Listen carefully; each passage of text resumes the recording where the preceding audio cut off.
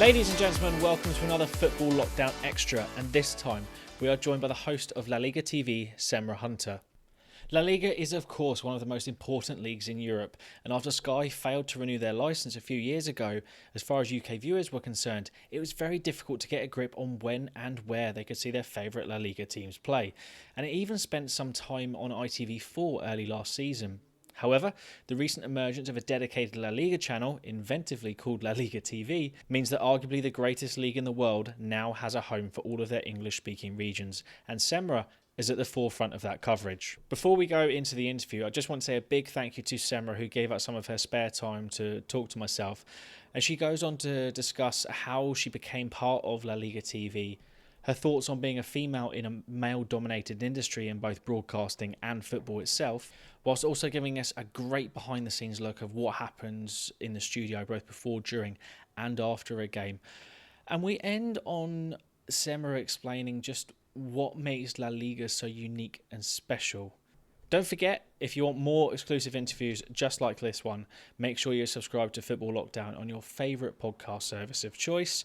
Well, no matter where you are in the world, whatever podcast service, you'll find us there. Just search for Football Lockdown. That's enough of the intro though. Let's get straight to the interview.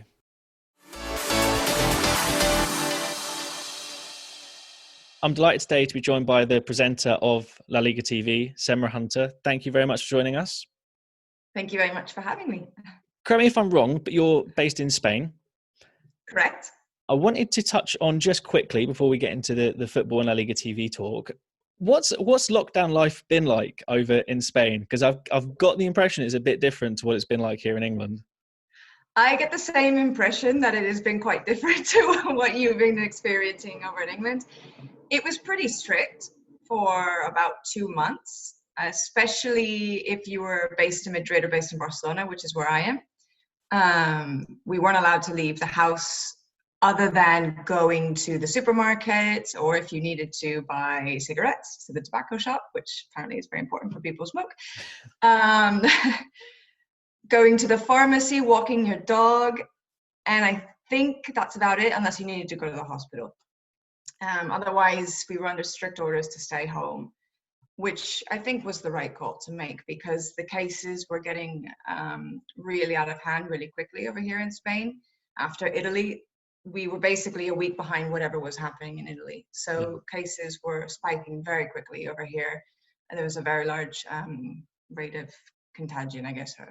So it was hard at first. It was quite a change, especially for me, because I usually work on the weekends, right? There's football on the weekends. And so my first weekend off, it was a bit of a strange feeling of, I'm on holiday, but I'm not on holiday, but I'm at home, but I can't really go outside. So the first week was a bit tough, figuring out what was going on and getting used to my new situation. But then I have to say, I worked really hard to make the most of it. So I tried to be really proactive and do things that I wouldn't normally have the time to do. So I started learning French, which is something I wanted to do for years. Reading books, doing a lot of exercise, cooking, watching Netflix, obviously, like everybody else. Who doesn't? Who doesn't? Exactly. Catching up with friends, family, via Zoom, Skypes, or whatever, what have you. And doing my own sort of online chats as well with people. So it was okay in the end. It was a bit long. After 2 months, I was really ready to go outside. But I think it was the right call, because things are much better now in Spain. We are starting to see some second waves coming back in certain regions. But overall, I think they were able to contain it a little bit better than in other places. Yeah, I don't know if you're the same as me, but like, at what point did you realize that this is actually going to affect my day-to-day life? Because like for me, it kind of took a few days of my mind turning and being like, oh, this is actually a thing that's going to happen. Like, what was it like for you? I think about a week. After that second weekend that I didn't have to go into the office, because my whole schedule, my whole world had been flipped upside down. And all of a sudden it was like, I have no football to talk about, but this is so strange. What am I going to do now? And it took me a while to kind of unwind from that. and to give myself the opportunity to do other things. But yeah, very strange feelings. Yeah. Especially a lot of up and downs. I definitely had some really bad days where I woke up in the morning just feeling depressed for no reason, just unhappy with the situation, feeling caged in. I imagine a lot of people felt the same way. And it was really hard to work through that mentally. But then the next day it'd be okay. The next day I would really work hard to find positives in the situation and what was going on and try to spin it in a nice light. And it helped. And so overall I was actually okay for most of it, but there were ups and downs for sure. Yeah, you're definitely not the only one who experienced the ups and downs. We'll move away from kind of the pandemic and the coronavirus. It might come back up at the end when we talk about the new reality of football, shall we say. But how did you end up in the position at La Liga TV that you have? What was kind of your journey to making it to Spain? It's a long journey. I'll try to keep it short. So I'm originally from Los Angeles, from the United States. And I started playing soccer when I was about 3, if you can even call it soccer at that stage. But I played for pretty much my entire life. And it was always my favorite sport. I loved it. I grew up watching the Premier League. I grew up watching World Cups. And my dream was actually to be a professional soccer football player, whatever word you like. And unfortunately, it didn't pan out. So for a few years, I was a little bit lost as to what I wanted to do with my life. And so when I went to uni, I studied international relations because my other passion in life was travel. And I had a very romantic, idealized version of what working for an embassy or a consulate would look like, getting to move countries every 2 years and getting to know the world and travel and all that sort of stuff. But by the end of my studies, I realized I really didn't like politics. So that was that. So probably a good choice. Right. So my junior year at uni, I moved to Barcelona because I always knew that I wanted to live in Europe from a really, really young age. And my mom had spoken to me in Spanish when I was growing up, even though she's not Spanish or anything, she could just speak a lot of languages, and she felt it was important to have other languages in my toolkit. So the obvious choice was coming to Spain in Europe. And so I did my junior year abroad here in Barcelona. And then when I finished school, I moved straight back to Barcelona. And for a few years, again, after that didn't work out with the whole trying to become a professional soccer player and then not enjoying politics and international relations, I was quite lost at that point in time.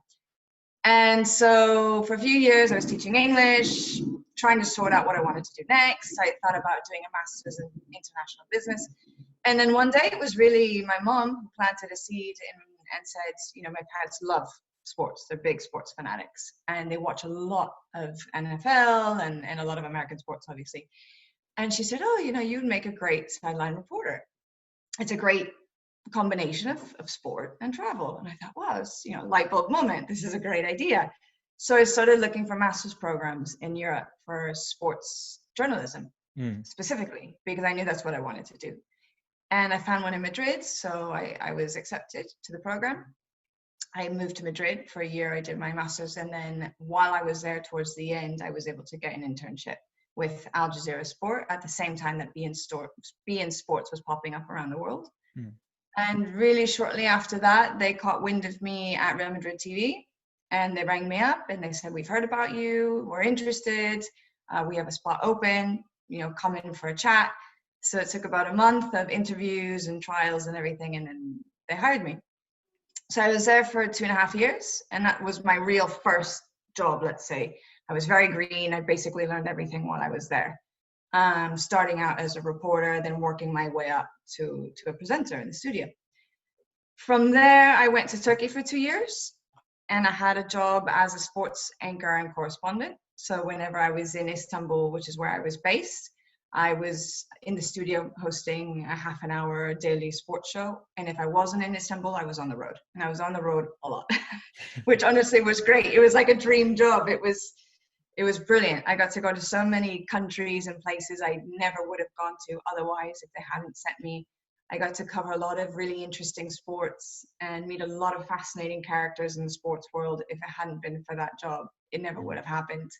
So I'm very grateful for the time that I had there, and I feel like that was the place that really elevated me to the next level, professionally. And so I've left out a bit of an important part here. I had a Spanish boyfriend for 5 years at that point in time. I had met him in Barcelona right before I had moved to Madrid. So we'd been doing long distance this entire time. And we'd been trying to figure out ways to make it work. And eventually he tried to come out to Turkey, it didn't work. There was issues going on in the country at the time. So I decided to move back to Spain. And I moved back to Spain without anything lined up. I just said, I'm going to throw caution to the wind and I'll figure it out when I get there. And it had always been a dream to do something like Real Madrid TV, but on the scale of La Liga. I'd always thought about La Liga TV as a concept. And for years, I've joked with my parents, oh, one day I'm going to go to Madrid and I'm going to pitch them the idea of opening up a channel. But I didn't have to because they did it themselves. So it was perfect. And the timing couldn't have been any better. They actually contacted me about a few weeks before I was planning to move back to Barcelona. And they pitched me the idea and I said, yeah, absolutely. In fact, I'm moving back in 2 weeks. When I'm there, we can sit and discuss. And it kind of just took off from there. The stars aligned and I was incredibly lucky. And so that's kind of in a nutshell the long, windy road that took me to La Liga TV. Yeah, nothing is ever as simple as what it appears when you see someone on TV. But no. Some things are meant to be, and it seems like the whole you coming back to Spain and the La Liga TV thing kicking off is kind of a meant to be thing. It does feel that way. I have to say, it does. Yeah, the world works in mysterious ways. On the La Liga TV thing, now that's how I became quite familiar with yourself. I'm not going to lie, I watch La Liga quite a bit. I see you on the TV. I have no idea when you have a day off because you always seem to be on there, as far as I'm concerned. Now I know that from watching you and everyone else on the TV, there's an awful lot of preparation goes into it. Can you kind of describe to our viewers who can only see surface level, see you on the TV, and you look like everything comes naturally to all of you on there, the kind of work and the preparation that goes on kind of before, during, and kind of after a show, what's involved in that? Absolutely. Prep work is key. Prep work is everything. Especially in my case where I don't use a teleprompter, so I need to be on it. I need to know everything ahead of time so that I have it. Yeah. Okay. Yeah, I know. I think many people are surprised. Yeah, I'm surprised at that. Yeah, so that's like an extra level of difficulty piled on to the already, difficult task of bringing energy, being on point, communicating properly, getting the best out of your guests, sharing interesting information, all sorts of things, And like you say, it's not just what you see in front of you on TV. There's a tremendous amount of work that goes into it behind the scenes, not just on my part, but on the guest parts, on the commentators' parts, on the editor, the program editor's parts, on everyone's, really, to make it go as smoothly as possible. So an average day for me would look like, right now, these are obviously not normal times, so my schedule's a bit different, and as you said, I don't really have a lot of time off right now just because the games are coming so thick and fast. We've got games every single day. So right now on my schedule, I'm working 11 hours a day, and I'm in at 2:30 in the afternoon and I'm out at 1:30 in the morning. So my first show is at 6. So at 2:30, from 2:30 to 4, I'm preparing the show. I'm preparing all of my notes. I'm doing all of my research. I'm reading about all of the games of the day or the games prior. I'm talking to my program editor, and it's just two of us, and we're discussing what topics we want to include in the show. What's the angle we want to work with? What do we want to have our pundits, elaborate on? What are some of the interesting storylines? That sort of thing. Not just an out-and-out preview of what you can expect in the game as well, but more interesting topics too. Then from 4 to 5, I have an hour hair and makeup to get ready. From 5 to 6, I'm doing my final preparations. 6 to 7:30, for an hour and a half, we've got the first show, which is called Viva la Liga. And that's where we do a little bit of a reminder of a post of the day before if people hadn't seen the games, to kind of run them through and refresh their memories of what happened, but then also looking ahead to what's coming up for that day. Yeah. Then the first game starts at 7:30, right when we finish the show. So we watch the first half. Myself and a pundit or two, depending on how many are with me, we'll do the halftime. So we'll do the halftime highlights together. And then the second half, I go upstairs, I go to the newsroom, I'm watching the second half, and at the same time, I'm preparing the next show because we have another half an hour show in between games. Then I run back downstairs, do the halftime show, or in between show, really.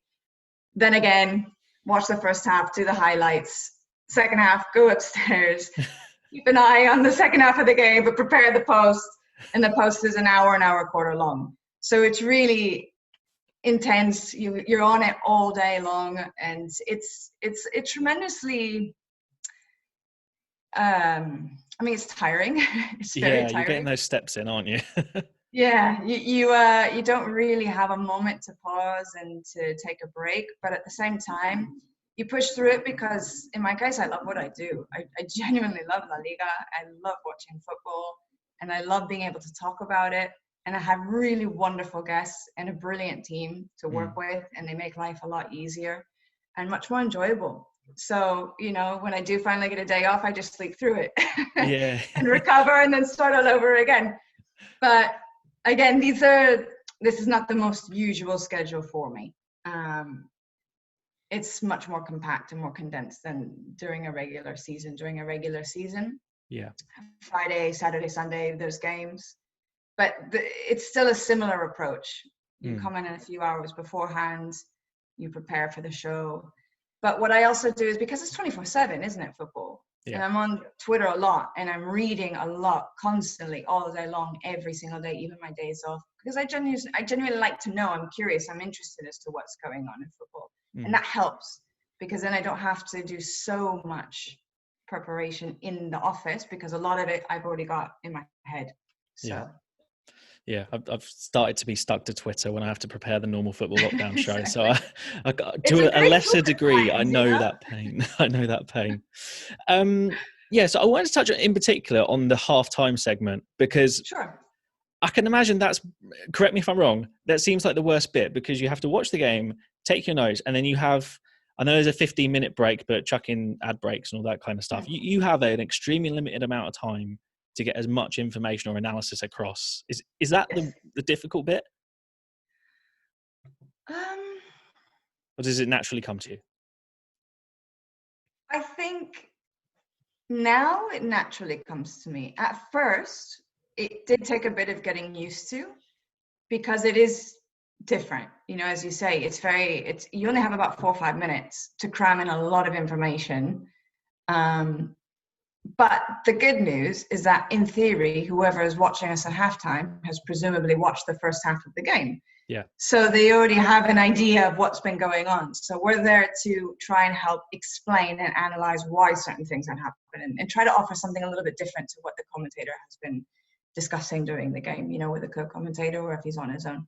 But no, for me, I wouldn't say that's the hardest bit.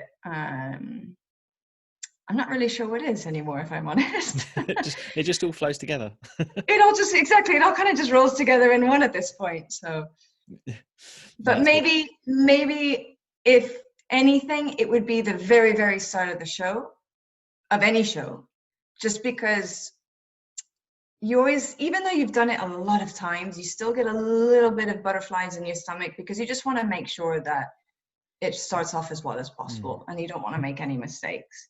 You never want to start off on the wrong foot.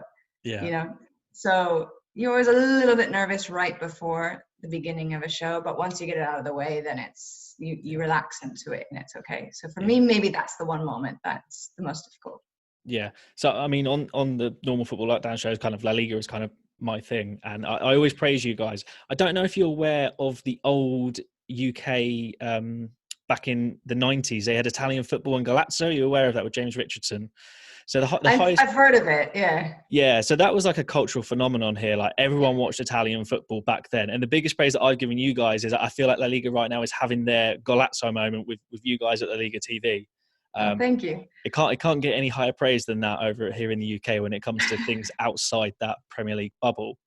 We'll move on a little bit now from La Liga TV. I wanted to ask about your position as a female in a very male-dominated arena, not just in football, but I would imagine broadcasting as well. Have you seen any kind of challenges or barriers or things you've had to overcome from that? I mean, like from my point of view as a white male, and a lot of listeners are white males, it's maybe hard for them to understand those barriers. So I don't know if you could explain that a little bit. Sure. I would say overall, by and large, I've been very lucky in that I haven't really had to face a lot of, I guess, what you could call sexist treatment within the professional atmosphere. I've been very lucky that my male colleagues have always treated me with a lot of respect and a lot of appreciation, and they've really valued me. And I think part of it comes from the fact that I've always worked extremely hard to earn my place. And I think that women, we do have to fight a little bit harder to prove ourselves, because for so long football has been, even as fans, you know, probably back in the 70s or 80s in the UK, you know, I have colleagues tell me that only men or their sons or males would go to the grounds because it was too dangerous for females to appear, because there was a lot of hooliganism and violence and that sort of thing. So I think it's always been looked at from a male perspective. And so at first it's like a bit shocking that you see a woman appear and you think, oh, well, why is she here, you know? And there's a bit of question marks as to, is she really capable of discussing football, analyzing football, understanding the game? And as it turns out, a lot of women are, very much so. Yeah. You know, and maybe it wasn't that way at the beginning. But like I said, I always worked really, really hard to stand out in the way that, you know, that I could hold my own in a conversation with men, you know, be it at a bar, be it in work, be it whatever. And I think the fact that I had a background playing the sport really helped. I think people really helped. It helped people to appreciate me more. So in that sense, personally, I've been very lucky. Yeah. I have had moments, obviously, of a bit sexist treatment, but it's come more from idiotic fans than anything else. Yeah. For example, when I was working at Real Madrid TV, I used to film outside of the stadium at the Santiago Bernabeu before the games, and there would be tons of fans, droves, coming through as they'd go into the ground. And they see a girl, a female, wearing a dress or wearing whatever. It doesn't matter, whatever I was wearing. They just see a female in front of a camera. And for whatever reason, they think it's okay to come up to you and give you a kiss on the cheek, or to tap you on the bum, or to, you know. Right. And it's not. It's really not okay, you know. And I think to myself, you know, where do they come off thinking that they can just do that? You know, I can't imagine that if someone did that to their mother or to their sister, that they would be okay with that. You know, they would let it slide. Or I can't imagine a woman going into their workspace and giving them a kiss on the cheek or a tap on the bum in front of their colleagues. Yeah. You know what I mean? If you flip the storyline, you think it's not okay. And so there's moments like that, unfortunately, tons. From myself, from other female colleagues. I imagine that just about all of us at one point in time in our career, at least once, we've had some kind of, let's say, sexual harassment, you know, situation, unfortunately. But again, I've been lucky in that largely it hasn't been the case for me. And I've been really well supported and backed by the males that I work with. So no, that is some very strange behaviour you just described there outside the Bernabeu. It is strange. Yeah, but no, it's a topic that I think needs highlighted because I know it's starting to get a bit more coverage, but it's Yeah, still not covered enough, in my view. Um, true. Talking about women and women in football, if we can talk a little bit about women's football in general, Hmm. um, it started to make strides a little bit more in the last few years, and rightly so. Do you think it's making the right strides at the kind of the right time? And can anyone from perhaps within the women's game do more to elevate it even more? It's a good question. It's a bit of a minefield, that one. I mean, I am delighted to see that women's football is starting to get more coverage. It's starting to get more attention. People are starting to follow it a lot more. In the US, when I was growing up, the women's team, the national team, it was always a source of pride, and it was Yeah, always something that people follow because we've always been excellent. We've always excelled on an international stage. Um, but I definitely think now this most recent World Cup last year has been a bit of a turning point uh, for women's football, at least in the US. I mean, I'm sure you know there's a lot of things going on over there right now. yeah, just slightly. um, yeah. Um, Megan Rapinoe seems to be one of the strongest voices, and she seems to be doing a lot of good. Um, and she seems to be quite brave and happy to put herself on the line to try and make a positive change. Mm, Whether it will work, honestly, I don't know. It does seem as though they have taken some steps in the right direction. I mean, I can't say that I'm an expert in women's football because I don't follow it nearly as much as I do other leagues, but of course. just sort of on the surface of what I've seen, I think it's good that there are people in the women's team that are speaking out against racism or speaking out against um, homophobia or speaking out against whatever it is, Yeah. because they do have a powerful stage and a powerful voice, and they have a lot of people who follow them and support them. So I think it's in the right direction. It's going to take a long time Mm. because you have to change the way society thinks, and it's not easy to do. And it can take generations for those things to change. But I think we're in a better position now than we were maybe 10, 20 years ago. Yeah, of course. I was going to ask about the actual women's football, the La Liga women's league. I was about to say, are more people going to the games? But obviously they're not because of the pandemic. But is the interest within the women's game in Spain? Have you seen that grow? I think so. Yeah, I think so.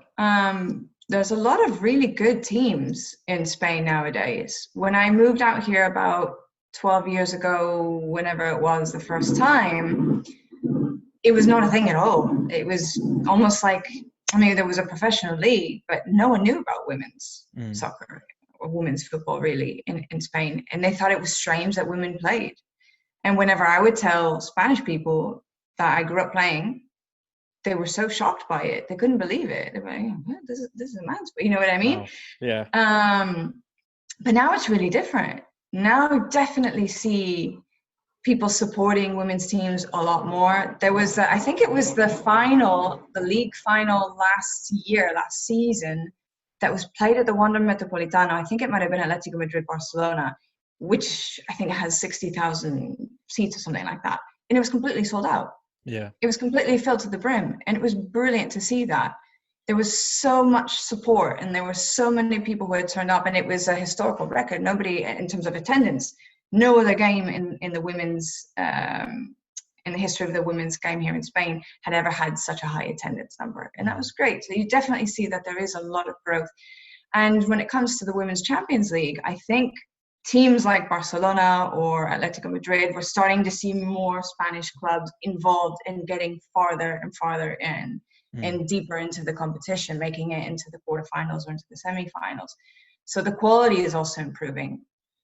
I think Ligue Martins, which is one of the biggest names in the women's game, I think she was playing for Barcelona for a while too, which Mm. helped. So you have profiles, big profiles on the world stage coming over here to play soccer, and it's drawing a lot of attention in a good way. So it is exciting to see. Real Madrid, I'm sure you've seen this. They officially, it's been years in the making, but they finally made it happen.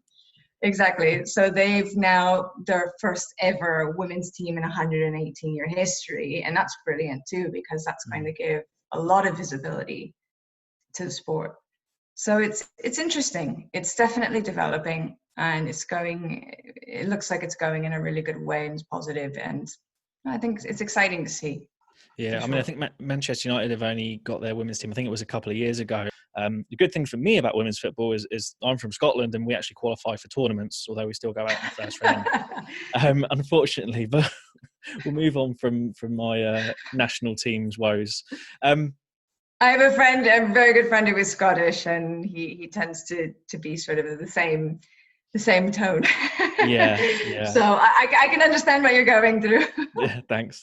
There is a lot of hope moving forward. We've got quite a lot of young, good players, but I'll wait till we actually qualify for a tournament before I get too excited. Speaking of kind of tournaments and football now, it's a bit weird, isn't it? We've got no fans, we've got virtual crowds, we've got kind of fake audio. I mean, you're kind of right in the centre of it. I mean, what do you make of all this? I know we have to do it, but what do you think?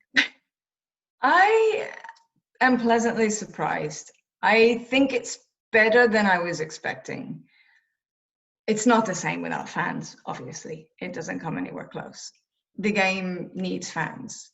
It thrives off of fans. And we've seen a lot of teams that whenever they have the 12th man, they're an absolute menace to play against at home. And without them, you see teams coming and getting results that maybe they wouldn't have gotten if the fans were there, you know. But La Liga has worked with EA Sports and a Norwegian company to create virtual fans, virtual audio. It's a compilation of real audio from games by fans and stuff like that.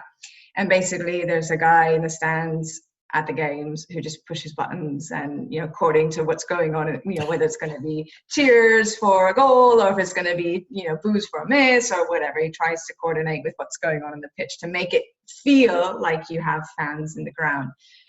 And I have to say, really, I'm quite pleased because the look of it is pretty good.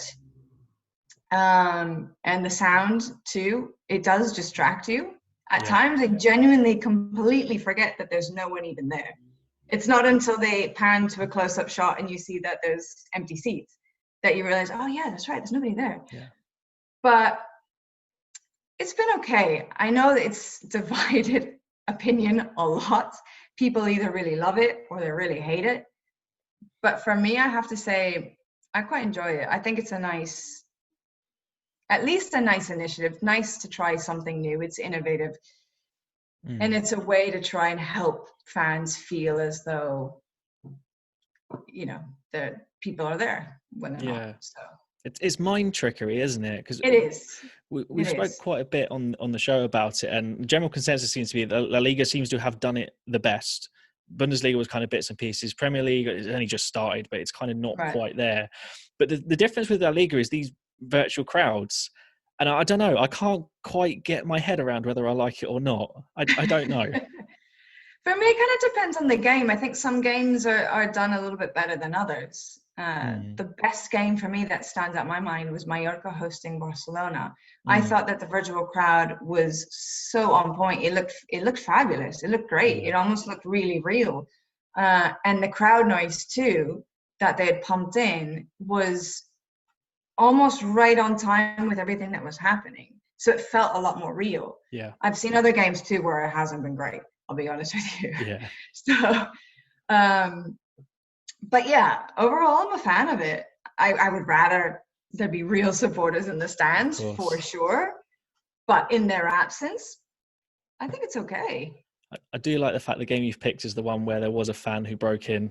So that was the actual game. I completely forgot about that. There was a fan there. But it's actually it's actually nice to see Getafe Stadium actually full for a change. So Had to get Poor that in. Getafe, come on. Yeah, I know. So obviously, I've said before, like, I do my bit for La Liga on the show, but for people listening, and the majority of our listeners will be very avid Premier League viewers and support West Ham or some other team like that. Why should they be watching Liga? What's so special about it? One of my favorite things to tell people is that anybody can beat anybody in this league.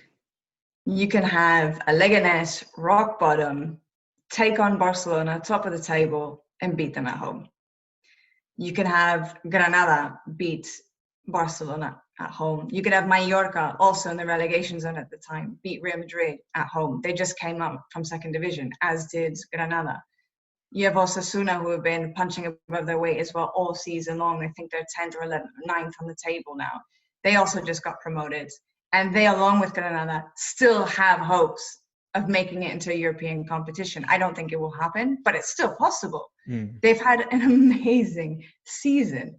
And that, without even really making too many changes to the side or bringing in reinforcements over the summer, they've almost kept just about the core squad intact from second division, and they're taking on huge clubs in the first division, and they're able to take them down. I mean, it's amazing. So anybody can beat anybody at any point in time, and we have all sorts of surprise results all the time, all the way from the beginning of the season through to the very end of the season.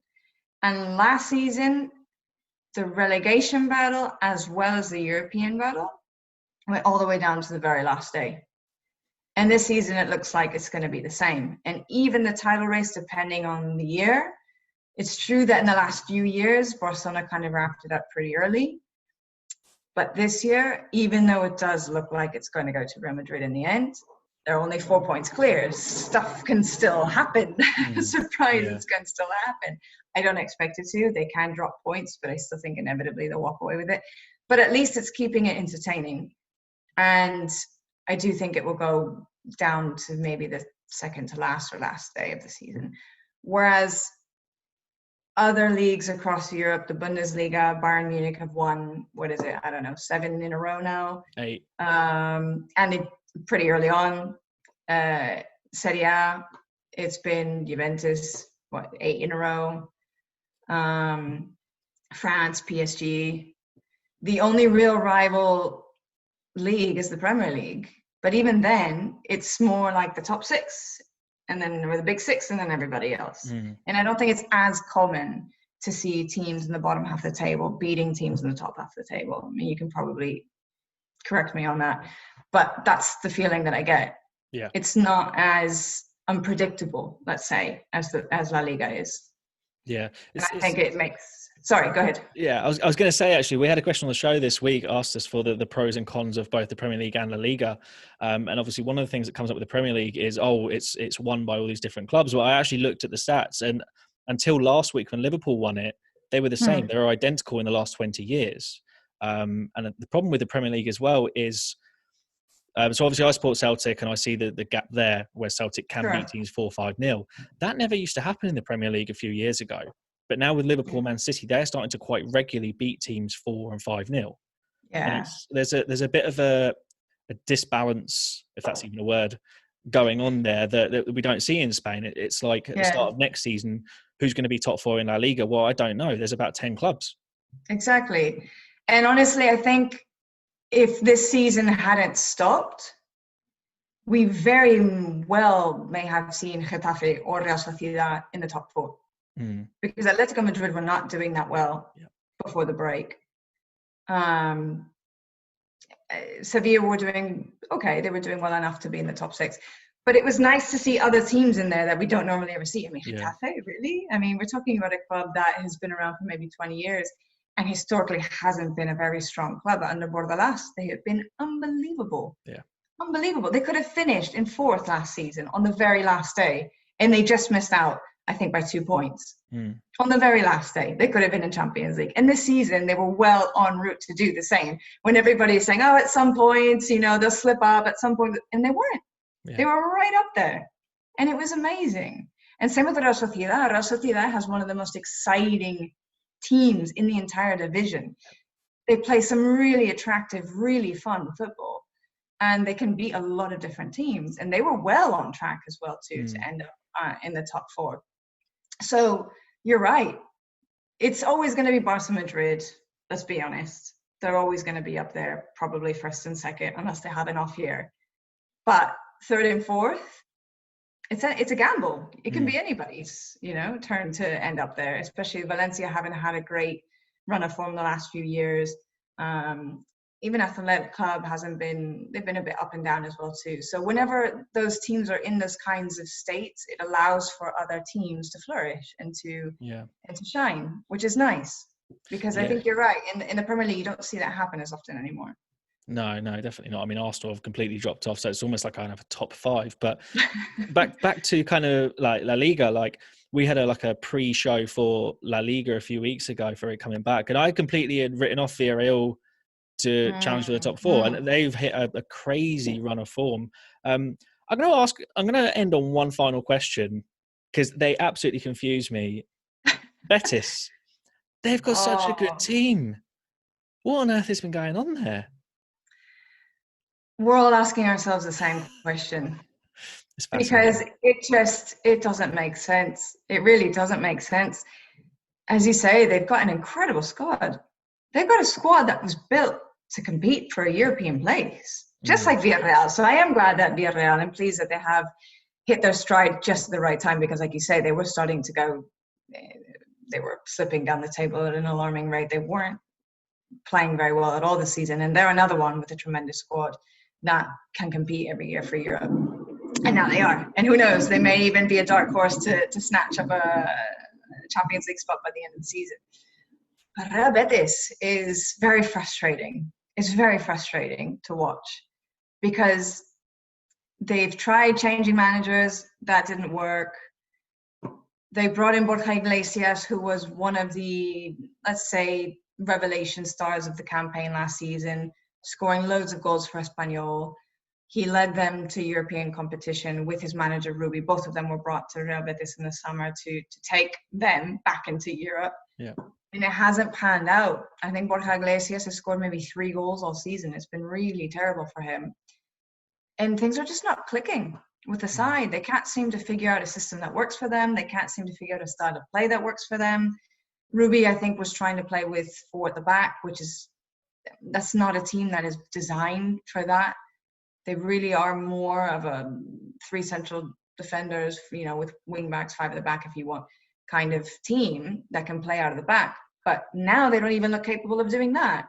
So it's very frustrating. I think at this point, it's like in Spanish, they say, borrón en cuenta nueva, which is like, let's just get a clean slate, start over, and worry about next season and just build from there. Yeah. But it's, you see the body language of the players, you see their faces, and they just look dejected and defeated and lost.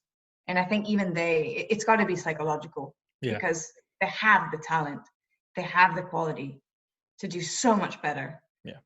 But it's got to be mental.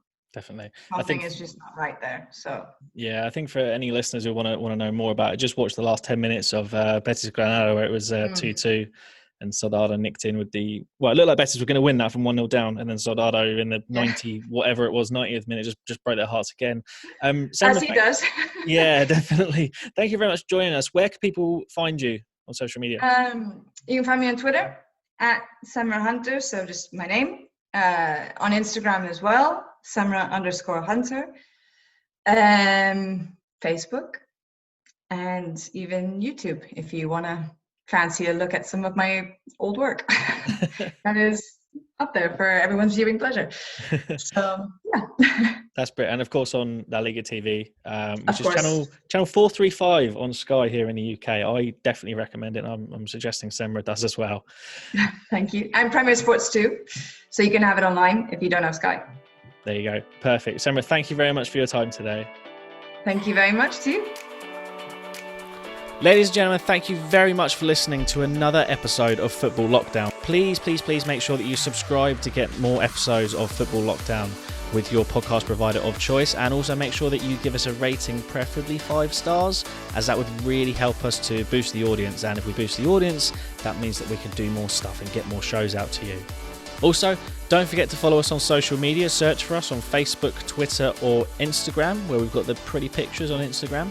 Just search for Football Lockdown and you'll find us there. If you've got questions, then send them to our social media channels, or alternatively, if you're still using email, it's footballlockdown@gmail.com. I've been your host today, as always, Craig Shields, and it's goodbye from Scott, Mark, Stuart and myself, and we'll see you soon. Until then, we're out.